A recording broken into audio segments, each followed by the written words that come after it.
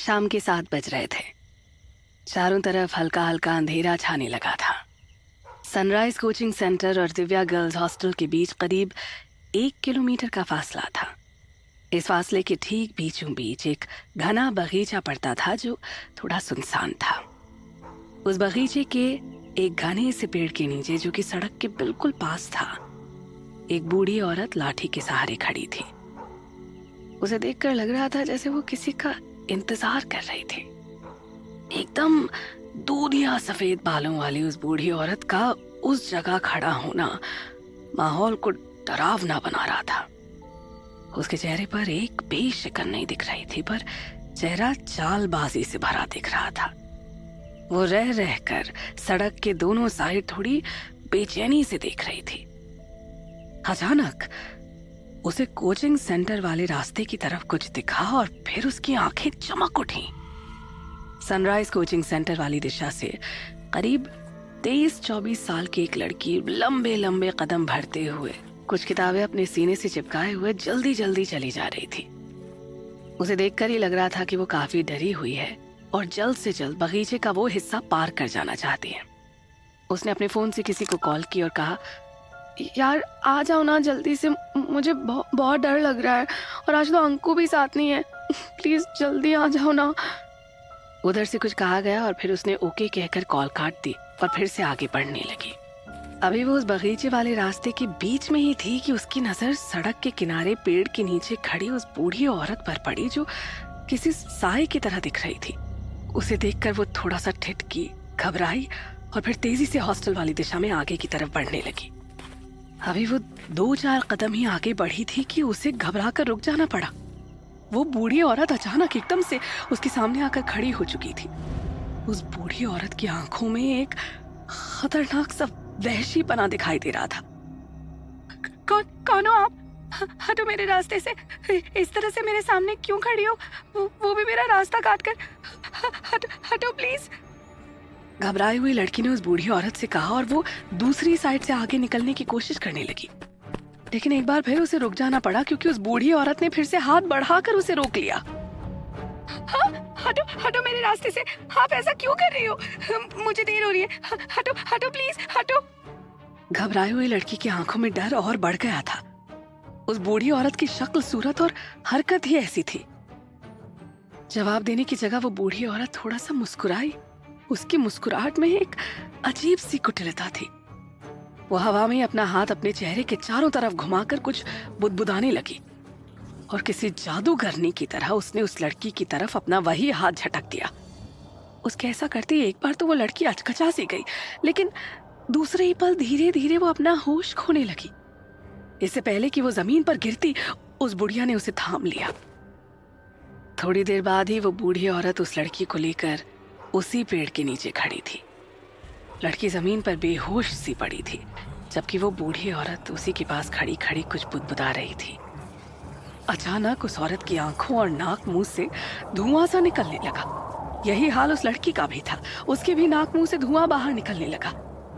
देखते ही देखते लड़की के मुंह से निकला धुआं बूढ़ी औरत और बूढ़ी औरत के शरीर से निकला हुआ धुआं उस लड़की के जिस्म में समाने लगा।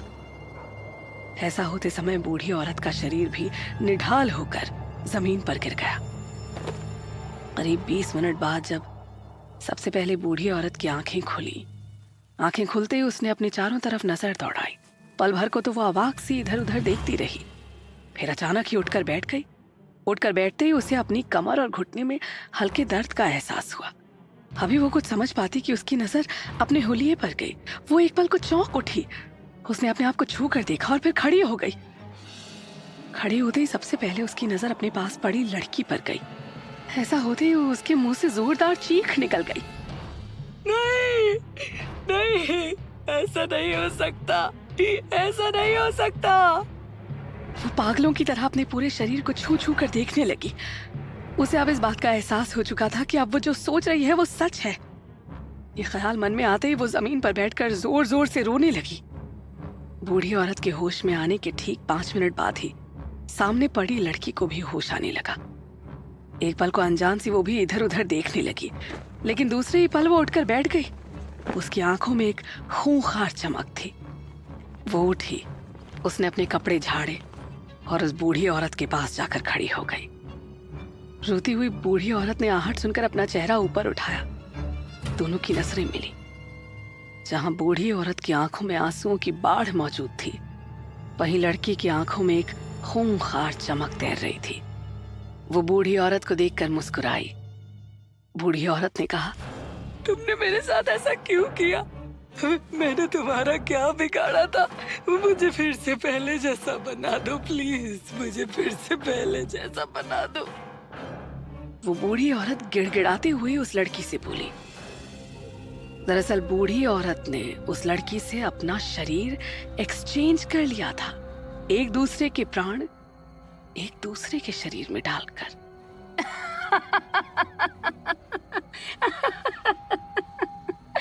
अब मैं फिर से जवान हो गई। तुम्हारा बहुत बहुत शुक्रिया जो इस समय इस रास्ते से गुजरी। अब मुझे अपने काम को करने में, अपना लक्ष्य हासिल करने में आसानी होगी। तुम चिंता मत करो, बहुत जल्द तुम्हें इस नश्वर शरीर से मुक्ति मिल जाएगी। उस लड़की के शरीर में स्थित बूढ़ी की आत्मा ने एक कुटिल मुस्कान के साथ बूढ़ी औरत की तरफ देखते हुए कहा। वो बूढ़ी औरत रोती रही, गिड़गिड़ाती रही, पर लड़की का शरीर पा चुकी उस छलिया पर कोई असर नहीं हुआ। उसने दूर पड़ी हुई लाठी उठाई और उस बूढ़ी को थमा दी और फिर वहां पर पड़ी हुई किताबें उठाने लगी। तभी उसे पास से कोई आवाज आती हुई सुनाई दी। उसने ध्यान से सुनने की कोशिश की। आवाज सुनकर वो एक पल को हड़बड़ाई, लेकिन फिर तुरंत ही चेहरे पर वही कुटिल मुस्कान तैरने लगी। उसने पल भर बूढ़ी औरत की तरफ देखा और फिर पास ही में पड़ा हुआ मोबाइल उठा लिया जो काफी देर से रिंग किए जा रहा था। उसने मोबाइल उठाकर देखा तो उसमें अमित नाम से कोई नंबर फ्लैश कर रहा था। थोड़ा रुककर वो मन ही मन कुछ बुदबुदाई। शायद वो कोई मंत्र पढ़ रही थी और ऐसा करते ही उसके दिमाग में उस लड़की की सारी स्मृतियां उभरने लगी। Oh my sweet boyfriend. वो हंसी और सड़क की तरफ बढ़ गई। उस बूढ़ी औरत ने भी अपनी लाठी संभाली और लड़खड़ाते हुए, गिरते पड़ते उस लड़की के पीछे पीछे ही उसी दिशा में लपकी। इसी क्रम में वो कई बार गिरते गिरते बची। सड़क के किनारे पहुंचते ही उसका दिल धक सा रह गया। आप सुन रहे हैं कुकू एफएम पर सूरज शुक्ला द्वारा लिखी कहानी नैना सीजन 1 और मैं हूं पल्लवी भारती। कुकू एफएम, सुने जो मन चाहे।